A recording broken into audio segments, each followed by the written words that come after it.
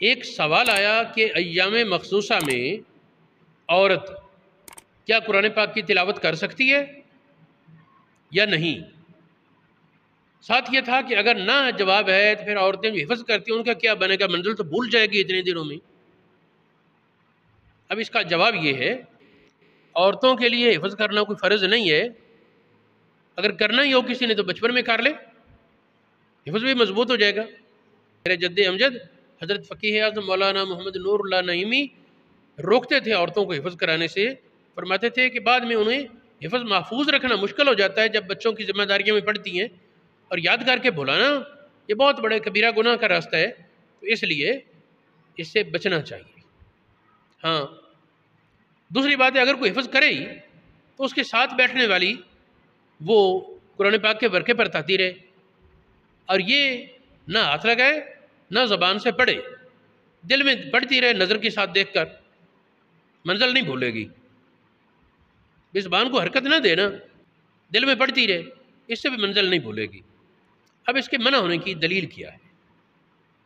قرآن پاک نے ارشاد فرمایا لا یمسہ الا المطہرون، قرآن پاک کو صرف پاک لوگ چھوڑیں۔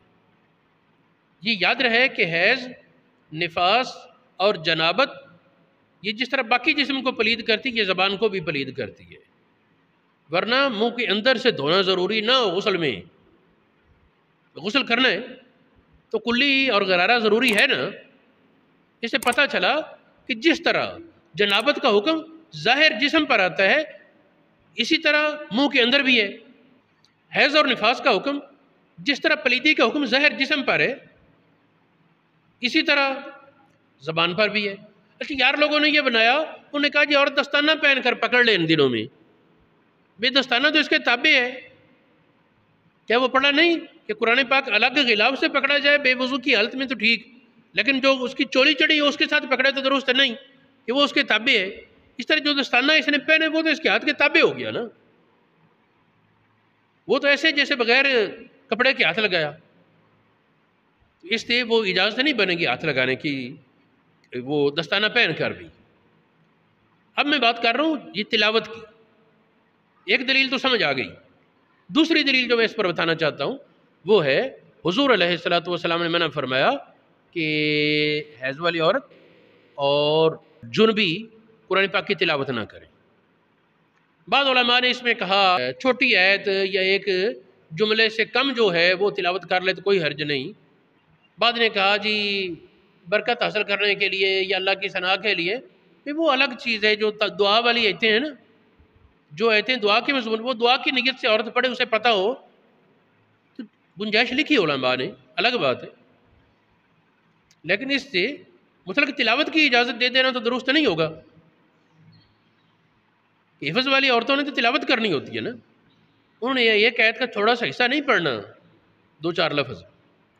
پھر یہ ہے کہ حضرت عمر فاروق سے، حضرت جابر سے، حضرت علی سے اور کثیر صحابہ اور جمہور علماء سے اس کے منع ہونا ثابت ہے۔ اور ایک صحابی ابو وائل، ان سے صحیح سند کے ساتھ آپ کا فتویٰ ثابت ہے۔ باقیوں کی سند میں کوئی کہے گا نا جی حسن ہے، حسن لغیرہ ہی ہے، فلاں راوی جی اس کا حافظہ کبھی کمزور ہو گیا تھا، شاید اس دور کی روایت ہو۔ اگرچہ اتنی روایات وہ کمزور بھی جمع ہو کر طاقتور ہو جاتی ہیں، لیکن یہ ابو ویل کی روایت مسند دارمی میں حدیث نمبر 1038 اور مصنف ابن ابی شیبہ میں حدیث 1085 میں، یہ دارمی شریف والی سند صحیح ہے۔ اور نبی پاک کا وہ فرمان اصحابی کا نجوم میرے صحابہ ستاروں کی مانند ہے۔ جبکہ اس کے مد مقابل اجازت کا فتویٰ وہ اگرچہ بعض علماء کا ہو، لیکن فقہ حنفی میں تو کوئی نہیں۔ یا تو ہم حنفیت کا قلادہ اتار پھینکیں، یا اس کے دلائل بہت زیادہ مضبوط ہوتے تو چلو مجبوری میں دوسروں کا لے لیتے۔ مسئلے کی حد تک امام مالک سے اجازت کی روایت ملتی ہے ایام حیض میں، یعنی امام شافعی مطلق منع کرتے ہیں۔ امام ابو حنیفہ سے بعد نے آیت کا تھوڑا سا حصہ روایت کیا، لیکن امام سے جو مضبوط ثابت ہے وہ اجازت نہیں۔ امام احمد بن حنبل بھی منع کی قائل ہیں۔ تو ہمیں بلا وجہ ایک دینی مسئلے میں بھاگ دوڑ کرنا اور ادھر ادھر، اس کی کیا مجبوری ہے؟ میری نصیحت ہے ان بہنوں بیٹیوں کو کہ وہ ایسا نہ کریں. لڑکیاں، عورتیں وہ ایام حیض میں قرآن پاک کی تلاوت نہ کریں.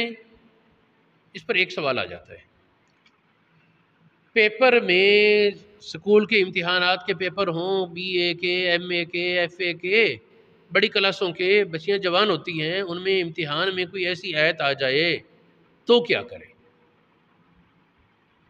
اس کا جواب یہ ہے، اگرچہ فتاوی رضویہ اور بہت سے علماء کا موقف ہے ترجمے کا وہی حکم اصل آیت کا ہے، لیکن ایک قول ملتا ہے ترجمے میں کچھ تخفیف کا. ظاہر ہے کہ مخلوق کا کلام اللہ پاک کے کلام کے برابر تو نہیں، تو وہ ترجمہ لکھ کر گزارا کر لے.